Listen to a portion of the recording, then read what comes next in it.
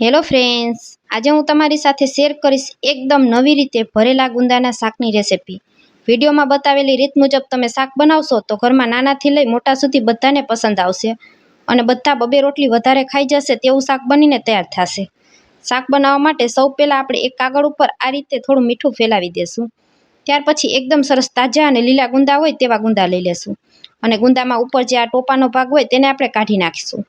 હવે દસ્તાની મદદથી એક એક ગુંદા ઉપર આ રીતે દસ્તો મારતા જશું અને બધા ગુંદાને તોડી લેવાના છે. ત્યાર પછી ચાકુમાં થોડું મીઠું લગાવી અને ગુંદાને આપણે ઠળિયા કાઢી લેશું. આ રીતે દર વખતે ચાકુમાં થોડું થોડું મીઠું લગાવતું જવાનું અને ઠળિયા કાઢી અને બધા ગુંદાને આ રીતે તૈયાર કરી લેશું. હવે તેને થોડીવાર માટે સાઈડમાં રાખી દેશું. ગુંદામાંથી ચીકાશ કાઢવા માટે એક વાસણમાં હળદર અને મીઠું બંને વસ્તુને મિક્સ કરી લેશું. ગુંદાની અંદર હળદર મીઠું આ રીતે થોડું થોડું એવું ઉમેરી દેવાનું. ત્યાર પછી ગુંદાને ઊંધું કરી અને હળદર મીઠું આપણે કાઢી નાખશું. આંગળીમાં થોડું મીઠું લઈ અને ચારે બાજુ ગુંદામાં આ રીતે આપણે ચીકાશ કાઢી લેવાની છે.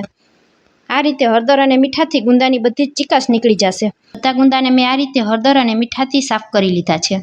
શાકના વઘાર માટે 2 ચમચી આપણે મોરા ગાંઠિયા, 2 ચમચી તીખા ગાંઠિયા, 1 ચમચી સિંગદાણા, 1 ચમચી સફેદ તલ અને 1 ચમચી જેટલું સૂકા કોપરાનું છેન લઈ લેશું અને તે બધી વસ્તુને મિક્સર જારમાં ઉમેરી દેશું. આ શાક ભરવા માટે આપણે મસાલો તૈયાર કરી રહ્યા છીએ.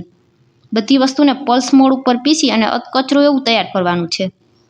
તો બધી વસ્તુને આ રીતે પલ્સ મોડ ઉપર જ આપણે દળવાનું છે.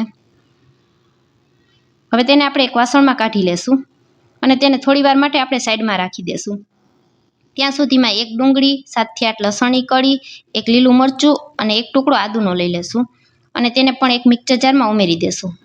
ટમેટાના ટુકડા કરી અને સાથે જ ટમેટાને પણ પીસી લેશું. બધી વસ્તુને આ રીતે પેસ્ટ તૈયાર કરી લેવાની છે. તો અહીં ડુંગળીની ગ્રેવી ન બની જાય તેનું ખાસ ધ્યાન રાખવાનું છે. આપણે ડુંગળી ટમેટાની ગ્રેવી નથી કરવાની. હવે તૈયાર કરેલા મસાલામાં હળદર, મીઠું, ધાણા જીરું પાવડર, કાશ્મીરી લાલ મરચું પાવડર, 2 ચમચી જેટલું મેં કાશ્મીરી લાલ મરચું પાવડર ઉમેરેલું છે, 1 ચમચી જેટલો આમચૂરનો પાવડર, થોડો ગરમ મસાલો, સ્વાદ અનુસાર ખાંડ અને 2 ચમચી જેટલું આપણે તેલ ઉમેરી દેશું. મસાલાને હાથેથી આ રીતે મિક્સ કરી લેશું. આમચૂર પાવડરની જગ્યાએ તમે એક કેરીને પણ ખમણીને ઉમેરી શકો છો. એકદમ સરસ તીખો અને ચટપટો મસાલો આપણો તૈયાર થઈ ગયો છે. તમને જે પ્રમાણે તીખાશ જોઈએ એ પ્રમાણે લાલ મરચું પાવડર ઉમેરવાનું. હવે આપણે એક વાસણમાં પાણી ઉકળવા માટે રાખી દેશું. પાણી ઉકળે છે ત્યાં સુધીમાં આપણે ગુંદાને ભરી લેશું. તો જે ચીકાશ કાઢીને ગુંદા રાખેલા હતા તેને હવે આપણે ભરી લેવાના છે. ગુંદાને આ રીતે એકદમ સરસ દબાવી અને ભરવાનું છે. આખું ગુંદું આ રીતે દાબીને ભરી લેવાનું છે. ત્યાર પછી તેને આપણે એક કાણાવાળી ડીશ અથવા ચાયણીમાં રાખી દેવાના છે. બધા જ ગુંદાને આ રીતે આપણે ભરીને તૈયાર કરી લેશું. બધા જ ગુંદા હવે મેં આ રીતે ભરી અને તૈયાર કરી લીધા છે. તમે જોઈ શકશો આ રીતે એકદમ સરસ અંગૂઠાથી દબાવી અને ભરી લીધા છે. પાણી પણ એકદમ સરસ ઉકળી ગયું છે. હવે ગુંદાની ચાયણી આપણે ઉકળતા પાણીમાં વાયર સ્ટેન્ડ લગાડી અને તેની ઉપર રાખી દેશું. તેની ઉપર ઢાંકણ ઢાંકી અને 10 થી 15 મિનિટ સુધી અથવા ગુંદા એકદમ સરસ સોફ્ટ થઈ જાય ત્યાં સુધી આપણે તેને ચડવા દેશું. ગેસની ફ્લેમને હાઈ જ રાખવાની છે. 10 મિનિટ પછી ગુંદાને ચાકુથી આ રીતે ચેક કરીએ તો ગુંદા એકદમ સરસ આપણા ચડી ગયા છે. હવે શાકનો વઘાર કરવા માટે એક પેનમાં આપણે તેલ ગરમ કરવા રાખી દેશું. તેલ ગરમ થઈ જાય એટલે 1 ચમચી રાઈ ઉમેરીશું, અડધી ચમચી જીરું ઉમેરીશું, 5 ચમચી હિંગ ઉમેરીશું, 1 તમાલપત્ર ઉમેરીશું. ગુંદાના શાકમાં રાઈ થોડી વધારે ઉમેરવાની. ડુંગળી, ટમેટા, આદુ મરચાંની પેસ્ટ તૈયાર કરેલી હતી તેને ઉમેરી દેશું અને તેને થોડીવાર માટે તેલમાં સંતળાવા દેશું જેથી કરી અને તેની જરા પણ કચાશ ન રહે. ડુંગળીના માપનું સ્વાદ અનુસાર મીઠું ઉમેરીશું. અહીં આપણે માત્ર ગ્રેવીના માપનું જ મીઠું ઉમેરવાનું છે. મસાલામાં આપણે મીઠું ઉમેરેલું છે તો મીઠું સાચવીને ઉમેરવાનું.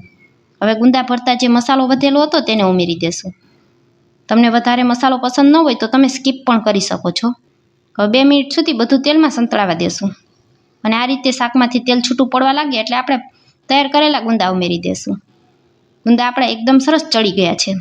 તો હળવા હાથે આપણે તેને ચમચાની મદદથી મિક્સ કરી લેશું. ત્યાર પછી આપણે તેમાં એકદમ સરસ ખાટી અને ઘાટી છાશ હોય તેવી ઉમેરી દેશું અને ફરી પાછું ચમચાથી આપણે તેને મિક્સ કરી લેશું. છાશ ઉકળી જાય ત્યાં સુધી થવા દેશું. ત્યાર પછી ઢાંકણ ઢાંકી અને 2 મિનિટ સુધી આપણે શાકને ફરી પાછું થવા દેવાનું છે. 2 મિનિટ પછી ઢાંકણ ઉતારી લેશું અને ઉપરથી આપણે કસૂરી મેથી ઉમેરી દેશું. ગેસને બંધ કરી દેવાનો છે અને ઉપરથી થોડા લીલા ધાણા ઉમેરીશું. તો તૈયાર છે એકદમ સરસ તીખું, ચટપટું અને રસાવાળું ભરેલા ગુંદાનું શાક. તો ફ્રેન્ડ્સ, આજનો વિડીયો પૂરો જોયા પછી જો સારો લાગે તો વિડીયોને એક લાઇક કરજો, વધુમાં વધુ લોકો સુધી શેર કરજો અને મારી રેસિપીઓ તમને જોવી ગમતી હોય તો મને સપોર્ટ કરવા બદલ મારી ચેનલને સબસ્ક્રાઈબ કરજો. અને તમને મારી આજના ભરેલા ગુંદાના શાકની રેસિપી કેવી લાગી તે પણ કોમેન્ટ કરી ચોક્કસથી જણાવજો. ફરી મળીશું આવા જ એક નવા વિડીયો સાથે. ત્યાં સુધી સૌને મારા જય માતાજી.